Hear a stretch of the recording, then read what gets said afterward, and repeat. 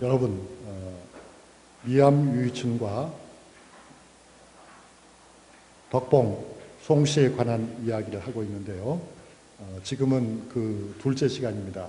둘째 시간에는 이 부부에게 엄청난 시련이 찾아왔다. 그 시련이라는 것이 바로 을사사화였습니다. 그러니까 을사사화로 피해를 본 사람들이 물론 많았습니다. 100명 정도 되죠. 을사사화로 피해를, 직접 간접의 피해를 본 사람은 더 많지만 직접적인 피해를 본 선비가 100명 정도 되는데, 그 중에 한 분이 바로 미암 유희춘이었고, 미암 유희춘은 을사사화에 연루된 많은 피해자들 중에서도 희생을 많이 치른 편이었겠습니까? 적게 치른 편이었겠습니까? 두말할 나위 없이 희생을 아주 많이 치른, 큰 희생을 치른 그런 분이었습니다. 그러니까 20년가량이나 유배 생활을 했겠죠. 그죠? 그가 언관이었기 때문에, 언관으로서 처벌을 받았기 때문에. 즉, 을사사화라고 하면 여러분이 아시는 것처럼 명종 주기년이죠. 명종 주기년에 1545년입니다. 1545년에 이제 새로운 외척이죠. 당시의 외척이 윤원형 아닙니까? 세상에서 소윤이라고 부르는 윤원형. 이 윤원형이 중종의 외척이었던 이른바 대윤, 윤임이죠. 윤임 일파를 권좌에서 몰아내면서 단순히 윤임 일파만을 쫓는 것이 아니고 그들에게 거슬리는 당시 입장에서 보면 진보적인 학자들이죠. 우리가 살인파라고 부르는 사람들이죠. 구체적으로는 조광조 학맥을 계승한 사람들이죠. 그런 사람들, 김한국의 학맥을 계승한 사람들, 모제 김한국의 학맥을 계승한 사람들, 이런 사람들을 주로 내쫓았습니다. 그래서 표면적으로 보면은 대윤과 소윤의 싸움처럼 보이지만, 대윤이 실제로 피해를 입은 것도 사실이지만, 그러나 더 깊숙이 들여다보면은 살인파에 대한 훈구파의 강력한 공격이었다. 그렇게 이해하면 좋으실 것 같습니다. 그리고 미암 유희춘은 누구의 제자입니까? 미암 유희춘은 여러분이 아시겠습니다만 모제 김안국의 제자입니다. 그러니까 모제 김안국에게는 많은 제자들이 있었지만 우리 호남 지방에도 모제의 제자들이 아주 많았습니다. 왜 그렇겠습니까? 모제가 전라도 관찰사로 내려와서 호남 일대를 순찰하면서 순방하면서 뜻있는 많은 젊은 학자들을 격려하고 그들과 사제의 인연을 맺었기 때문입니다. 그래서 전라도 곳곳에는 경상도뿐만 아닙니다. 전라도에도 많은 그의 제자들이 있었고, 실제로 나중에 모제 김한국 선생의 처음 문집을 간행했을 때 문집 간행에 서문을 누가 썼겠습니까? 서문을 바로 미암 유희춘 선생이 썼어요. 그 말은 무슨 뜻입니까?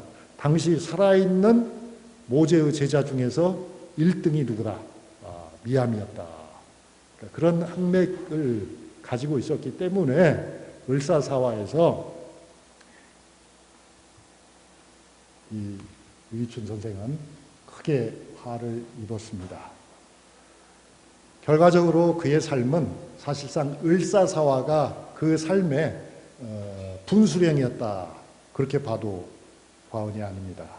아주 힘든 삶이었는데, 그러나 이제 20년 동안 고생을 했지만, 유배지에서 고생을 했지만, 그 20년 동안에 술 먹고 놀기만 하고 세상을 원망한 것이 아니고 참으로 열심히 공부를 했단 말이죠. 그래서 이제 그는 나중에 복권이 되었을 적에, 다시 조정의 재등용이 되었을 적에 정말 잘 나가게 되는 것인데요. 그 일을 회상하면서 선조 9년에 1576년 설날에 이렇게 시를 씁니다. 조정에 돌아온 지 9년, 그러니까 벌써 복귀한 지가 9년 됐단 말이죠. 선조 9년이니까 선조가 즉위하고 직후에 돌아온 것입니다. 진땀이 적삼을 적셨네. 새도 피곤하면 숲으로 돌아가 비로소 단잠 잔다지. 설날 마시는 이 술, 도소주라고 한답니다. 이 술 한 잔 또 마시자. 내 나이 64살에 쓴 것입니다. 이제부터 9년 동안 경전 궁리할 걸세. 88이 나오고 33이 나와요. 자, 그러면 64살에 이 시를 썼으니까요. 64살에 이 시를 쓴 거는 을사사화의 피화자의 신분을 벗어나서 조정에 와서 9년 동안 어려운 가운데서도 조심조심 했지만 결국 잘 나갔던 거죠. 잘 나갔고 이제 무엇을 생각하고 있습니까? 돌아갈 것을 생각하고 있죠. 이제 돌아갈 걸 생각합니다. 왜 돌아갈 걸 생각하겠습니까? 이유는 겉으로 본 이유는 나이 때문이지만 실제로 보이는 이유는 여러분도 아마 동의하실 줄 압니다.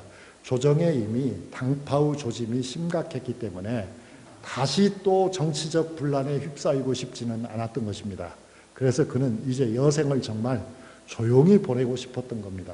그런데 공부를 하는데 그러면 기왕에 하는 것 100년, 1000년 하지 왜 9년이라고 합니까?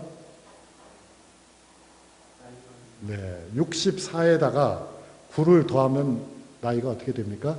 73이 되죠. 73 하면 생각나는 인물이 있습니까? 공자님의 수명이 73세였습니다. 그러니까 공자님만큼만 살면 되지 않겠습니까? 공자님의 제자니까. 그런데 이제 그 숫자의 재미도 그렇잖아요. 88이라고 했다가 33이라고 했다 해서 그렇게 또 운을 맞출 수도 있는 것입니다. 어쨌든 미암은 그렇게 해서 돌아가서 이제 노년을 재밌게 보낼 거다라고 궁리를 했는데요. 그가 그렇게 할 수 있었던 것은 그의 아내 덕분이었죠. 지금까지는 우리는 미암 얘기를 했습니다. 이제 좀 덕봉 얘기를 좀 해보겠습니다. 미암이 20년 동안 귀양살이를 잘 마칠 수 있었던 것도 사실 따지고 보면은 아내 덕분이었습니다. 그가 귀양을 떠날 적에 아내는 폐물을 팔아가지고 여종을 샀습니다. 아주 튼튼하고 몸이 튼튼하고 솜씨가 있고 성격이 온순하면서도 강직한 여성을 선택해서 미암에게 주었습니다. 왜? 자기가 따라가면 좋겠지만 아내가 따라갈 수 있는 입장이 못 되기 때문에 대신에 남편이 살아서 생명을 부지할 수 있도록 첩을 붙여준 겁니다. 그 심정은 어떠한 거였겠습니까? 그렇게 해서 미암에게는 아주 충성스러운 또 하나의 아내가 정말 좋은 아내 덕분에 생겼다. 그 아내와 함께 귀양생활을 한 겁니다. 거기서 아들, 딸 낳고 공부하고 건강하게 지냈던 것입니다. 그렇게 하고서 이 아내는 고향에서 시어머님을 모셨죠. 시어머니를 모셨고요. 그리고 집안을 이끌었습니다. 그리고 그 집안을 이끄는 것도 대충 이끄는 것이 아니라 어른이 돌아가실 때에는 그 복잡한 상례를 법식대로 완벽하게 해내가지고 그냥 소문이 자자할 정도가 됐어요. 그러니까 대단한 분이죠. 게다가 유이춘에게는 그 형이 유성춘이라고 하는 분이 있는데 그분도 대과급제자이고 하지만 일찍 돌아가셨어요. 조카가 있는데 장손입니다. 유연계죠. 장손도 죽었습니다. 그러니까 그랬을 때에 그 집안의 모든 제사며 집안의 모든 살림을 이 송덕봉이 다 알아서 한 것입니다. 그리고 20년 동안에 틈이 날 때마다 재물을 마련해가지고 그것을 북쪽에서 고생하는 함경도 종성이죠. 종성에서 고생하는 남편에게 보냈습니다. 뒷바라지를 아주 제대로 한 거죠. 그래서 이 송덕봉은 아주 누구나 알아주는 정말 대단한 후원자요, 든든한 살림꾼이었다.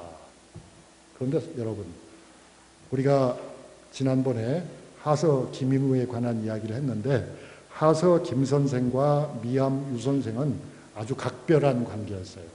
하서 김 선생이 성균관에서 유생으로 있을 적에 중병에 걸려서 정말 죽게 됐습니다.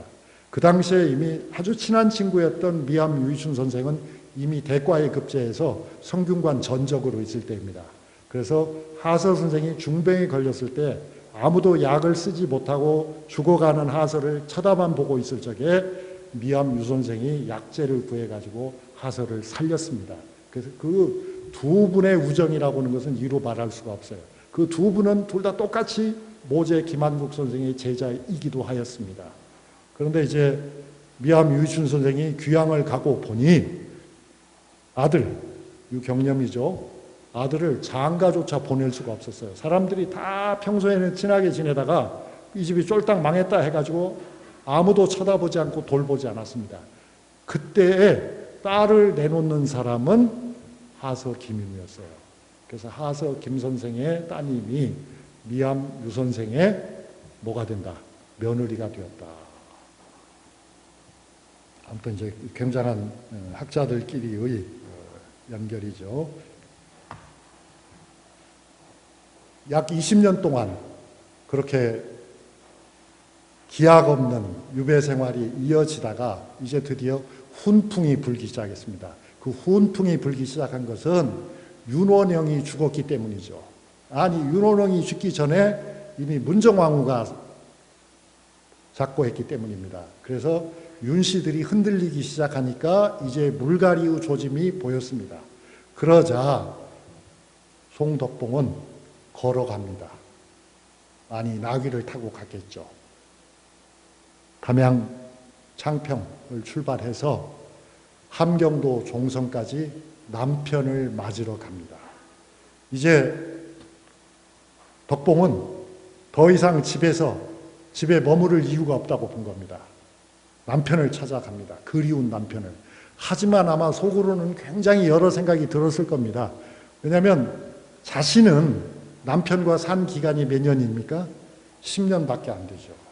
그 기간도 남편은 공부하느라 바쁘기도 하고 벼슬 하느라 바쁘기도 했잖아요. 10년이라고 하지만 그렇게 오랜 시간을 보낸 건 아닙니다. 그런데 자기가 폐물을 팔아서 사준 그 첩은 어떻게 되는 겁니까? 20년 동안을 한 집에서 그냥 그대로 살았지 않습니까?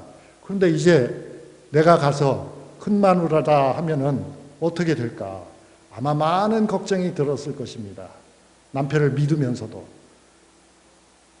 비장하고도 기대에 가득 차고 겁이 나고 설레고 그런 복잡한 마음을 안고서 덕봉은 걸어갑니다.